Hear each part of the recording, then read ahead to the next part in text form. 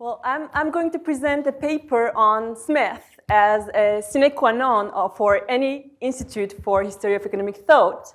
And I will focus on his historiography, on how and why he wrote history. Yes. So accordingly, I deal with arguably the most historical book of the inquiry into the nature and causes of the world of nations, which is the third book of the different progress of opulence in different nations. This book is historical in both senses of the term. First, it is argued to be the oldest book written by Smith, but this is not the interesting point here. Secondly, most of the book is a historical account of Europe after the fall of Western Empire, Western Roman Empire, which corresponds roughly to from the 5th century to the 17th century. So this is mainly an account of social progress from the rise and fall of feudal society to the emergence of European modern states. What makes this account interesting for me is that Smith tries to show that history has not unfolded the way it should have unfolded. This is a startling argument, so let me elaborate more on that so I can introduce my research question afterwards. In the beginning of the book, he defines the natural progress of opulence, according to which, quote, the greater part of the capital of every growing society is first directed to agriculture, then to manufactures, then to foreign commerce. For him, this order is, quote, so very natural that in every society it has always been observed, it has always been in some degree observed. But the only actual example he gives is the North American colonies, which stand out in his eyes with their rapid economic progress. So why is this order natural for Smith? He gives several reasons for that. The first reason being the order of importance of human wants. Subsistence is prior to convenience, which is prior to luxury. So the industry producing subsistence, the industry of the country, must be prior to industry producing conveniences and luxuries, so the industry of the towns. The second reason is given at the end of the book 2, where Smith shows that capital naturally flows to its best advantage. The reasoning is that agriculture is the most productive employment of capital because it employs the most of productive labor. So capital will first be invested there. And as the capital invested there grows, the rate of profit will fall. So capital will spill over gradually to manufacturing and then to domestic trade and then to foreign trade and then to the carrying trade. And the quantity of labor, productive labor employed in every step diminishes. So this natural flow produces the greatest wealth for Smith. Remember that it is in this context that he uses the metaphor of invisible hand in the fourth book of the Wealth of Nations. So another reason for the naturalness of this order is about the relatively low risk attached to agriculture investment. Because he says when capital is invested in land, it is under the view and command of the investor, so it's less liable to accidents. So, but then all of these, Smith adds, but though this natural order of things must have taken place in some degree in every such society, it has, in all the modern states of Europe, been, in many respects, entirely inverted. The foreign commerce of some of their cities has introduced all their finer manufactures, and manufactures and foreign commerce together have given birth to the principal improvements of agriculture. And he calls this order unnatural and retrograde. His argument is that the progress of opulence in Europe had been slow. much slower than it should have been, especially compared with the North American colonies. So this is the framework for his History of Europe. And there are many apparent oddities and contradictions associated with it. First, what he does is to judge history with a standard based on human nature, the natural progress of opulence, and deduces that progress had been unnatural. This contradicts with classic Smith, for who normally historical necessity concurs with natural necessity. For instance, in his fifth book, when we'll talk about the development of justice and defense, he'll talk about how men make progress in society. Secondly, by suggesting that European progress had been unnatural, he implies two opposing ideas. First, he undermines his own standard. Why? Because he implies that though unnatural, progress is inevitable. Secondly, he presents the highest level of opulence ever reached by humanity as a contingency, as an historical accident. Well, actually, this is the case because we know that historically it was a unique case, the development of especially England. Thirdly, and most crucially, he judged history from his own standpoint in time. Because the natural progress of opulence takes for granted the existence of laws and institutions which ensure liberty and security. Indeed, what Smith emphasizes throughout The Wealth of Nations is that it is only when people are secure in their property and it's when they are free that they can choose where to invest their capital. However, it is his historical account which explains how liberty and security came about. So the standard by which he judged history to be unnatural requires conditions which are themselves the products of history. His examples of the North American colonies proves the same point. Natural progress of opulence can be established there precisely thanks to the institutions brought there with the colonists themselves. So I just want to add quickly what liberty and security means. Oh, okay, yeah.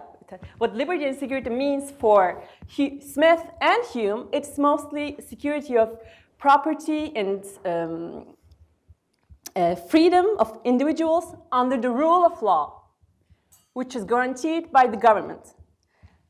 And of course, these terms should be considered in relation to medieval times where there are superiors, hierarchical superiors which demand arbitrary taxes and services from the inferiors. So this dependence does not exist.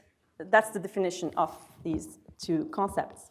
So given all these seeming contradictions, the order of progress observed in Europe will naturally be unnatural. Smith cannot and does not expect it to be otherwise. So it's the circularity problem that George was talking. There's a circularity problem here. And that's why I believe that all these contradictions are intentional. But the question is, why does Smith present history the way he does? So how can we make sense of history being unnatural in Smith's thought? This will be the question that I will try to answer. But before doing so, I'll turn to the secondary literature and to show that many scholars have tried to understand this complex book with sometimes very different perspectives. Like a common reading has been considering the book in conjunction with the fifth book and lectures on jurisprudence and emphasizing the four stages theory, which is a theory of development, a theory of history. There is this materialist interpretation, which underlines the economic forces in this story. And another line another line of interpretation draws more attention to Smith's political and jurisprudential interests, and by emphasizing the moral causes of social change. And another tendency underlines the particularity of the third book. For instance, Hollander argues that Smith is here concerned with understanding the modern economy rather than history, and remarks that the natural progress of opulence is an analytical model applicable to the modern economy only. Bowles is concerned with the fact that European experience contradicts with Smith's model. He suggests that the reason for Smith's failure to reconcile these two stems from his endorsement of the physiocratic idea of productive labor. And Brewer, in a similar line, stresses his endorsement of physiocratic idea of productive labor, but he also compares Smith with Hume and tries to make sense of Smith's ambivalence towards luxury in this account. Salter argues that viewing Smith's historical approach as a whole deflects attention away from his primary purpose in this book, which is to stress the relationship between commerce and liberty. And Kim argues that the seeming inconsistency between history and theory can be resolved by remarking that Smith had propounded a model of economic history, such as a political economic kind of modeling, where economic and political factors work together. And recently, Evensky, in his Reader's Guide, argues that Smith offers the history of Europe as an empirical case for his model to show the power of his analysis, which can explain the short view of history, the twists and turns of history, and the long view of history. So, I will also defend the particularity of this third book and build on some of these sources, but I think that it is a mistake to see this as a model, an empirical case, and it's a mistake to try to solve this puzzle, because I think that Smith does not intend to provide a historical example as the application for his model. He tries to do something else. He has some other intentions, which he tries to convey with his mode of presentation of history. So this idea that the structure and the style of the work is important for understanding Smith is not new, and it has been acknowledged. It has been increasingly acknowledged over the past years. And I will build on these studies, and I seek to understand Smith by paying attention to not only what he said, but how he said what he said. I believe answering this question requires going back to Hume. In doing so, I follow Anthony Brewer and Dennis Rasmussen in his recent book, and I also follow Smith himself because he is the one who refers to Hume in a passage which is arguably the appropriate summary of the whole book. We'll see this passage in a bit, but so after this very long presentation, very long introduction that with which I try to justify any research on a much debated topic, I will proceed with a comparison of Hume and Smith, and then conclude with what I believe to be Smith's intentions are. So let's start with Smith's reference to Hume, which comes in the end of the book. Quote, "Commerce and manufactures gradually introduced order and good government, and with them the liberty and security of individuals among the inhabitants of the country who had before lived almost in a continual state of war with their neighbors and of servile dependency upon their superiors. This, though it has been the least observed, is by far the most important of all their effects. Mr. Hume is the only writer who, as far as I know, has hitherto had taken notice of it." So Rasmussen, in his late book, says that this is probably the single most important passage in The Wealth of Nations because it is Smith's most explicit statement of the benefits of commerce in all of his works. I think that this is an important observation, and I'll explain why later on. So, how does commerce introduce liberty? Hume's answer can be constructed by bringing together some of his essays and some parts of his History of England, and mostly the appendices to the History of England, in which he tries to put the political narrative of the history of England into a wider framework of commerce, manners, and arts. So the crux of Hume's historical argument is that foreign commerce resulted in the decline of the power of the feudal nobility and in the rise of power of merchants and artisans, which are the inhabitants of the towns. But how could commerce produce such an effect? The answer is by creating a change in tastes or in manners. This is the change in the methods of expense. What is the explanation for that? So, as feudal lords became acquainted with luxurious products, which is imported to the country with foreign commerce, they gradually started to buy more and more of these goods, rather than maintaining retainers and tenants, which were the source of their political power. I will quote or show a long passage from Hume, which pretty much tells this whole story. Well, the retrenchment of the ancient hospitality and the diminution of retainers were favorable to the prerogative of the sovereign, and by disabling the great nobleman from resistance, promoted the execution of the law and extended the authority of the courts of justice. But the manners of the age were a general cause which operated during this whole period and which continually tended to diminish the riches and still more the influence of the aristocracy, anciently so formidable to the crown.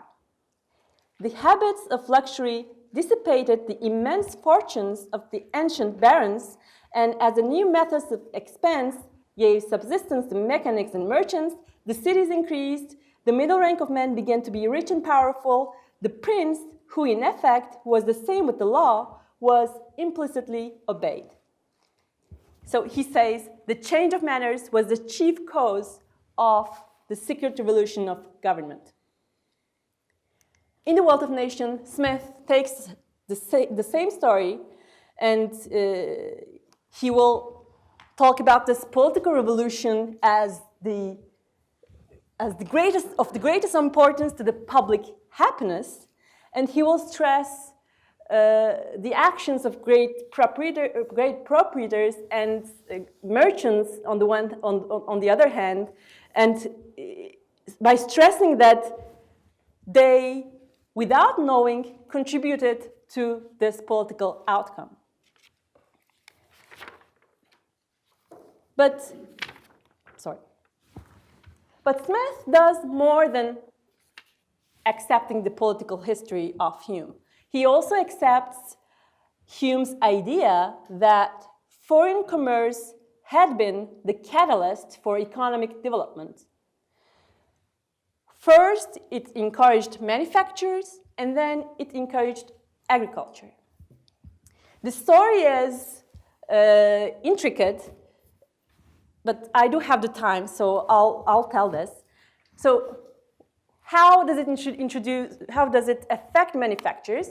When the demand for luxurious products, the imported products become considerable, domestic manufacturers gradually introduced the same kind of manufacturers in the home country by imitating the foreign ones. And this creates an incentives for the farmers or landlords to create more surplus in order to exchange these new products. So, like Hume, Smith explains that it is because of the desire for consumption of the landlords that the duration of land leases was extended. And so the farmers had more and more security in their property. How did this happen? Since landlords wanted to consume more, they started to demand more higher rents. But the farmers could only pay for this higher rents if they would yield enough profit to do so. And they could yield enough profit to pay this higher rents if they had their leases longer, which meant that they could invest more in the lands so that they can have more produce. So that's how Hume and Smith explains the fall of feudalism and the beginning of farming with longer leases, and this brings about more security and liberty. So, like, they discern a virtuous circle in history. Like the economic development leads to legal and political improvement, and this, in turn, leads to more economic improvement. But the starting point of this process is foreign commerce. So, but how does Smith differ from Hume? So, though he arrives at the same conclusion as Hume at the end of his third book, entitled How the Commerce of the Towns Contributed to the Improvement of the Country, he arrives at this conclusion from a very different route. What he does is he deals with agriculture, the industry of the country, and manufactures in the industry of the towns separately, by emphasizing that agriculture has been discouraged, whereas cities have been encouraged throughout history. And it is on these grounds that he suggests that the order of progress had been unnatural. In doing so, he sticks to what he said, what he announced in the introduction of the Wealth of Nations. Like, there's this passage in which he says that the policy of Europe had been favorable to the policy of to the encouragement of the towns at the expense of the industry of the country. And he says that he will explain the circumstances which caused these in the third book. That's what he says in the introduction. So, what are these circumstances for Smith which gave rise to the encouragement of the cities and discouragement of the agriculture? Smith mostly blames the laws of primogeniture and entails, which hindered the division or voluntary transfer of lands, and he also blames the villanage, the feudal tendency, for preventing the incentives to produce more. So these circumstances made landlords powerful and thus pushed the sovereign to search for alliance in order to establish his authority. So the kings gradually granted privileges to the cities by exempting them from certain taxes and by allowing them to self-govern. So in this way, the cities became allied with the sovereign. So basically, these are the historical circumstances which gave rise to the policy of Europe, which encouraged the towns at the expense of the country. And this, Smith will label as the mercantile system.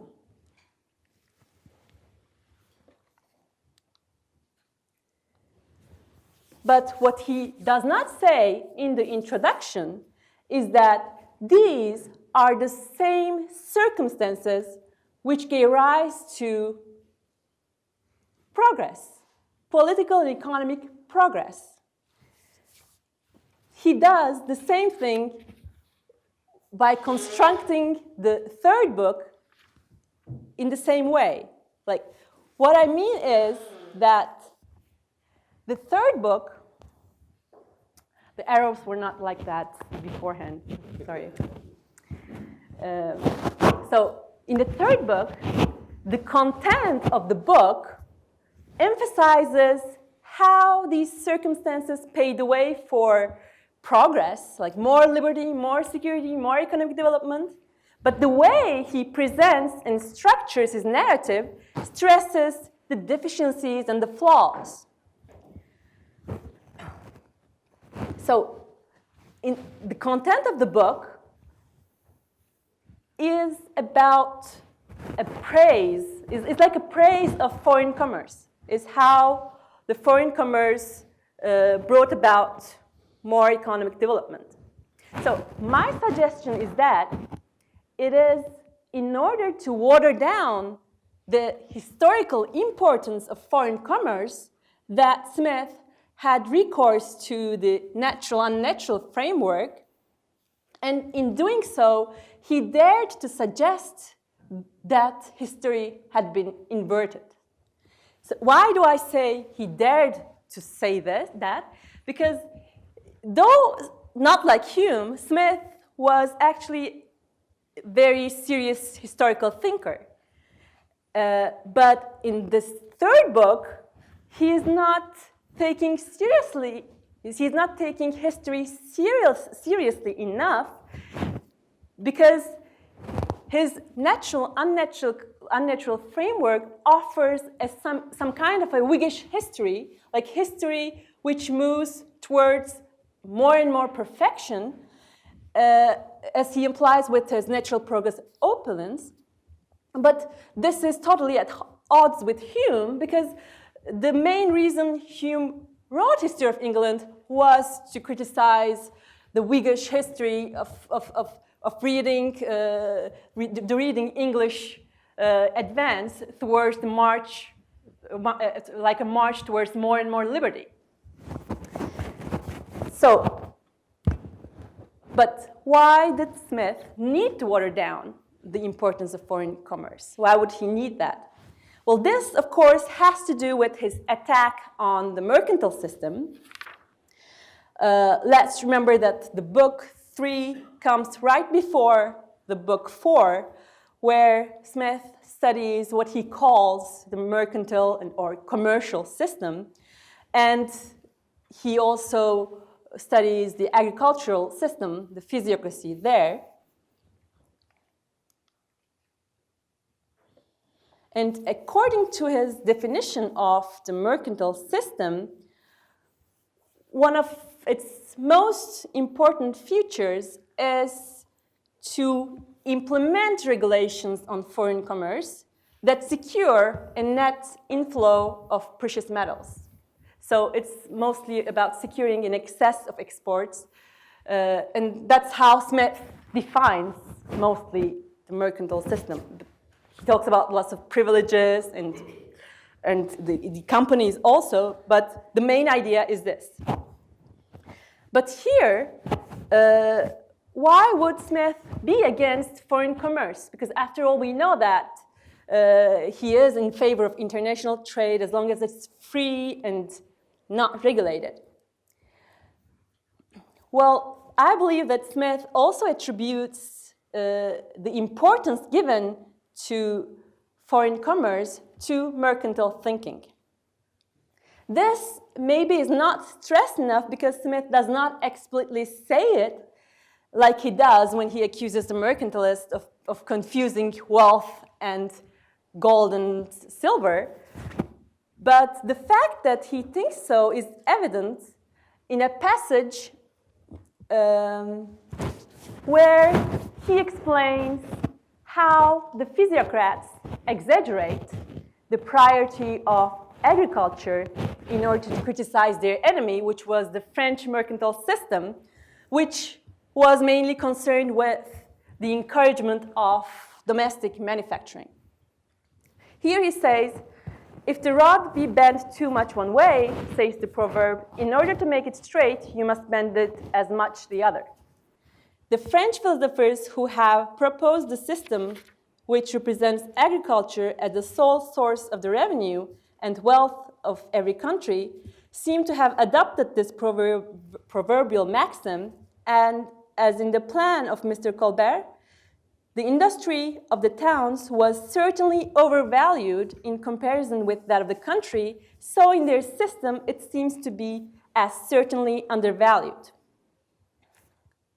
So I believe that by labeling historical progress as unnatural, Smith follows what the physiocrats did, but rather than undervaluing manufacturers, he undervalued foreign commerce, which was the object of the British mercantile system. So the fact that Smith attributes the importance given to foreign commerce over agriculture or domestic commerce has some historical truth to it.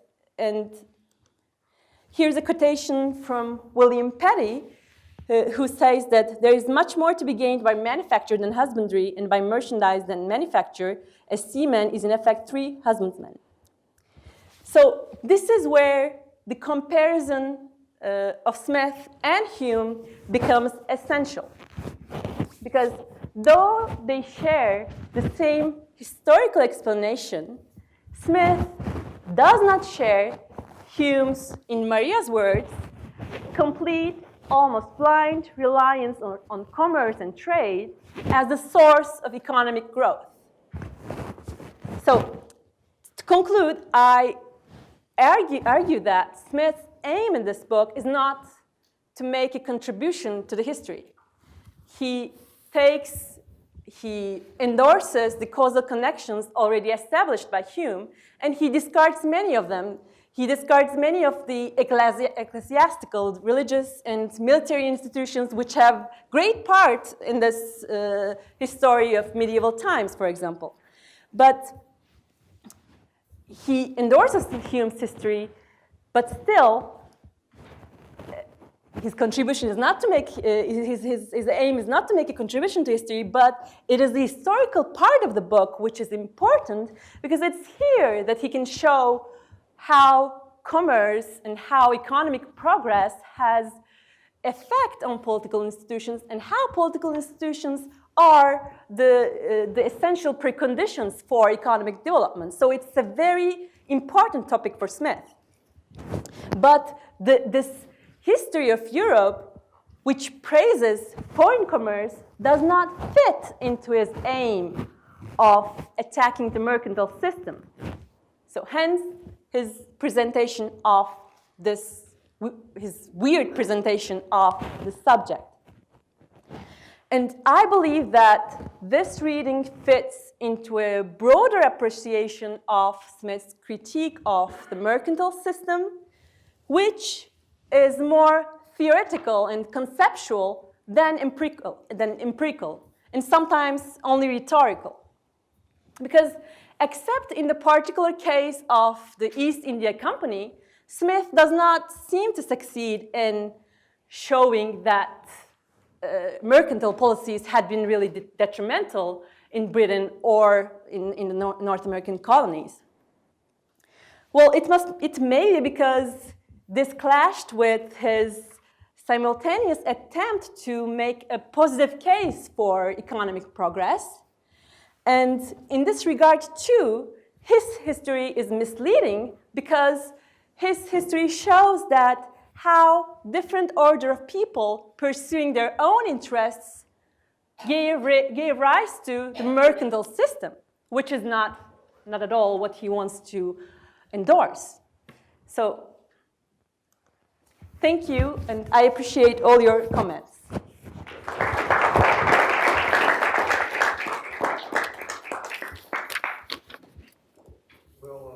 We'll get on to the questions here.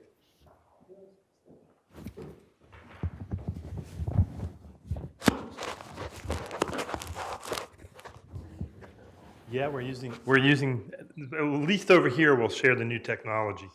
And so you can literally toss this to people. Go ahead. Yeah, start there. Yeah, Ecem, thanks so much for this paper. Is this on? Okay. Yeah, a couple quick things. This is just a reference that you might find useful. I'm sure you're aware of Andrew Sable's book on Hume, Crisis and Coordination in the History of England.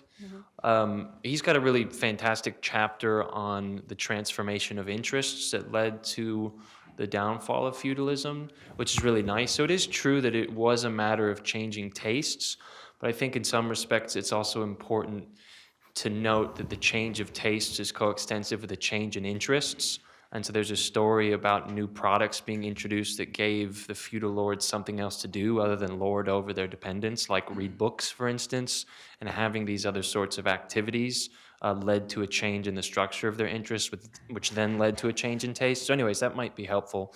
So I have two kind of quick-ish questions. The first is on the word natural in Smith. And I think it's a very, very complicated, there's a great quote. Alec McPhee in one of his essays says that Smith's nature is like Heinz's tins. There are 59 varieties, which is totally true. And I think he uses the word, I mean, it's polysemous, and he uses it to indicate more than one thing at the same time. So if you think about this idea of, this unnatural and retrograde order, like, what is he really saying? Like, I've taken that before as an evaluative use of unnatural, in the same sense that the system of liberty is natural.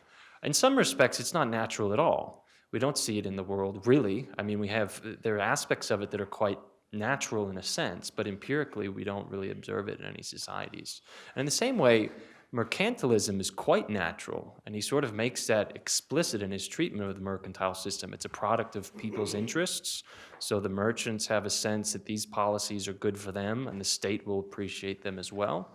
So anyways, I'm not sure if you want to comment on the complexities of that word and how it figures into what Smith is doing here. And let me just ask my last question. So I'm a little bit confused about this idea that foreign commerce is an important tenet of mercantilism. So if you're talking about foreign exports, then that's the case, but it seems that Smith is praising foreign imports here, so the imports of foreign manufacturers, which is not something that the mercantilists would have appreciated. I mean, maybe the later mercantilists thought that you should import raw materials and export them as manufacturers. But so what exactly is going on there? And then the final point is, don't we actually escape this unnatural and retrograde order of feudalism through foreign commerce? So I don't really understand how he's watering down the effects of foreign commerce here. Well, I believe that I believe that you haven't understand. I haven't been able to explain my paper because his history is about how foreign commerce has played a very important role in progress. Yeah, so which is escaping the unnatural and retrograde order, moving us back towards the natural progress. He calls this unnatural. Yeah. He calls this history unnatural. And exactly, I'm trying to figure out why he's calling it unnatural. Right, but I guess my question is, he seems to say, okay, we have this unnatural and retrograde order, we're stuck in feudalism, we have the introduction of foreign manufacturers, we're sort of back on progress, as it were, to the natural progress of opulence, we're lifted out of feudalism. So the move from unnatural to natural, the means of that move is foreign commerce. Well, I think there's no move from unnatural to natural. He's just calling the whole European history unnatural. I mean, that's how I read. That's the whole case is based and on. I guess this connects to the first question about in what sense it's natural or unnatural. Yeah, I think it's in a normative sense that it should be like this. Right. It's totally conceptual. Right. And there's no exception, no empirical case for it. And that's why I'm trying to say that his attack on mercantilism is about constructing his economic theory, which is pretty good, but not at all empirical, I mean. Yeah. Okay. We can talk more later Yeah. about this. Thank you for the other comments. We have a question over here. This, I don't know how this connects to Hume, although I'm interested in that question. But I just wanted to point out something in the theory of moral sentiments that strikes me as related to this. And I think, to me, this falls into the category of Smith's unfinished project, because this was added in part 6 of TMS.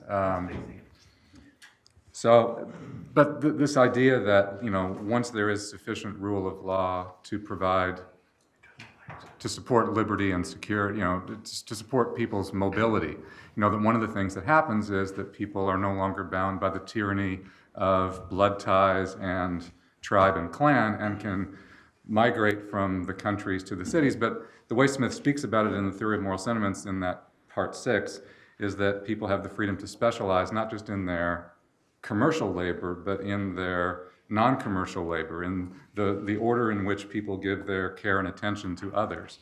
So there's a whole sympathy and beneficence piece to this, as well as commerce narrowly defined. Yeah.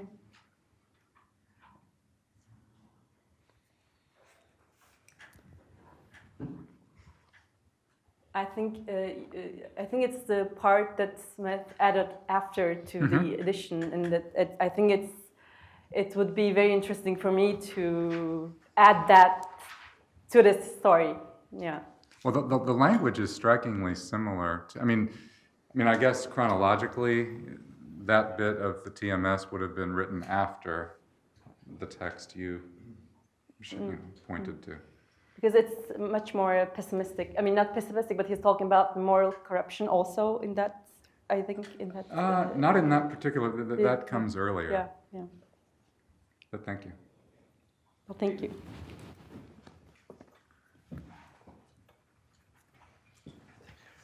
Thank you for your paper. That's most challenging. I want to continue on the theme that Eric started and thinks about what natural might mean. And one of the noticeable issues in the Glasgow edition is the editor's flag that Smith uses the words natural and necessary a lot, and they don't say one word about what those might mean.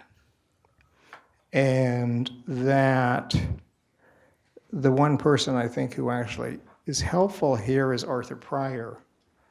This is in his formal logic, which came, 10 years after his commentary on Smith's theory of moral sentiments in Ethics and the Basis of Logic. And what Pryor points out is in an Aristotelian modal logic that natural means more or less what happens most of the time. And that, so in TMS, when Smith talks about Stoicism being most unnatural, it puts unnatural demands on its adherents, but it has whopping motivational impact. So if you think about, you think about your trajectory as unnatural, one way of reading this is just, this is really unusual. This is not something that happens most of the time. This is so if you think of natural as a median, which I tend to do, And then you say, well, look at this is unnatural stuff. This is the 95th quantile or whatever. So this is something that doesn't happen very, very often. And so one of the things that's easy to do with the searchable text is go through and see every use of Smith when he uses natural, every use when he does necessary. What does he mean? And I said, the only historian of logic that I've read who's helpful on here is precisely Arthur Pryor. He flags that and gives the references, and you look in the references, and oh my gosh, that's what the texts say. That natural is, this is commentary on Aristotle, is the natural is what happens most of the time. And so that if you read him, and remember, Smith's first job was teaching logic, right? So that he knew those texts, and that. So I think if you put it in that framework, then there's sort of pointing to these unusual events. And also just Smith turns off his natural system of liberty when it harms the majority, right? So whenever the majority is harmed by a policy, then we're entitled to turn off the system of natural liberty. So he gives a few examples of that. And it's always when the majority is harmed. But I think your paper is just wonderfully challenging. You put the right questions on the table, and that's really good. I think that's. Thank you very much for that.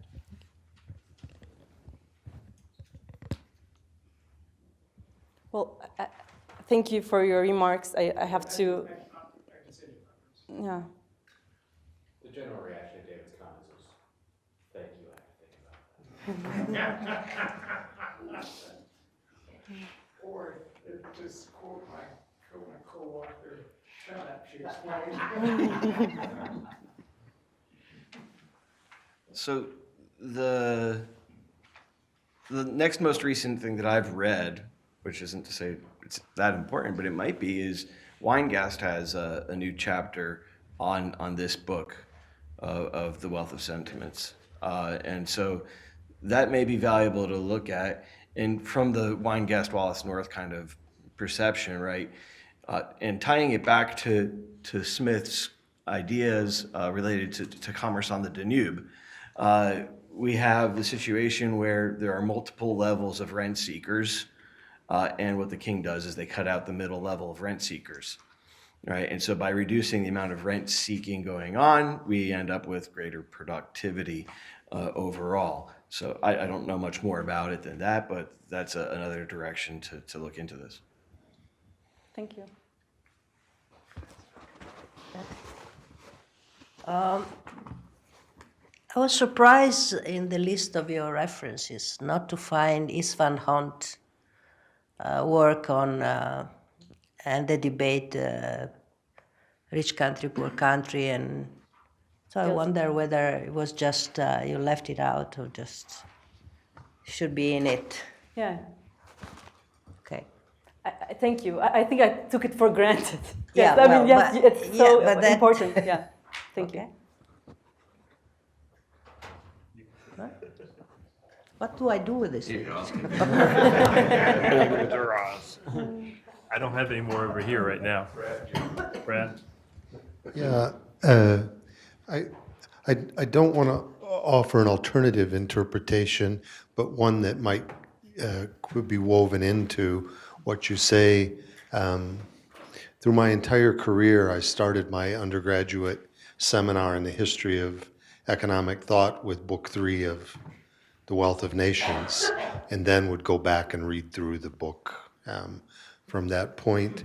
It seems to me that whatever the meaning of natural and unnatural is, if you think of Smith as an institutionalist, someone who is trying to say good institutions give you certain outcomes, another way of understanding book 3 is to say that even if you won't put good institutions I'm recommending in place, you'll still get to the same end.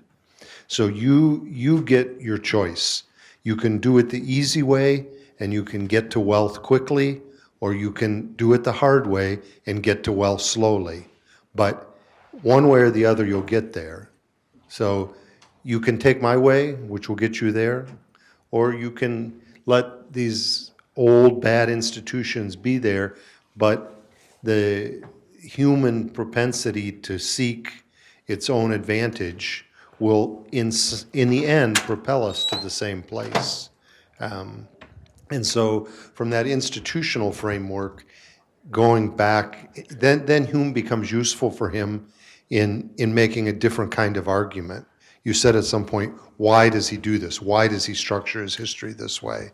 And if I, instead of calling it the unnatural path, if I just say what his other term for it, which is the actual path, the actual path is your choice if you don't want to clean up the system. But do you see my point that good institutions would get you a better thing more quickly? Somehow I always assumed that from an institutional perspective that that's what the book was about. Well, thank you. But I just remarked that it's totally at odds with what David said about being it's unusual. And that's the complexity of the book, because I have the same reading with you, but at the same time, it's so unusual.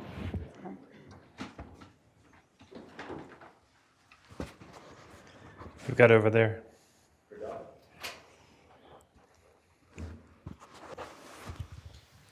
How much more Whiggish do you think Smith is than Hume in his history? I mean, for Hume in the History of England, he says explicitly, this is all luck that we arrived at this point, all luck. Doesn't seem like Smith sees it that way as much. Thoughts? I think that Smith is not Whiggish either. I mean, what I want to say is that he dared to do it because he had another aim. But at the same time, I don't think Hume is not that un-Whiggish either, in the sense that his history of England was very polemical, you know. I mean, there should be, like, I think they saw in some way, like, that history was progressing, history was going towards progress. But it was not inevitable, it was not necessary, I mean, but still, I think that they had a progressive view of history, both of them. Yeah.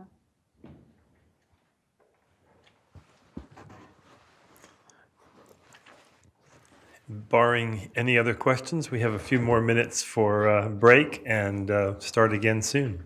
Thank you very much. Just thank you.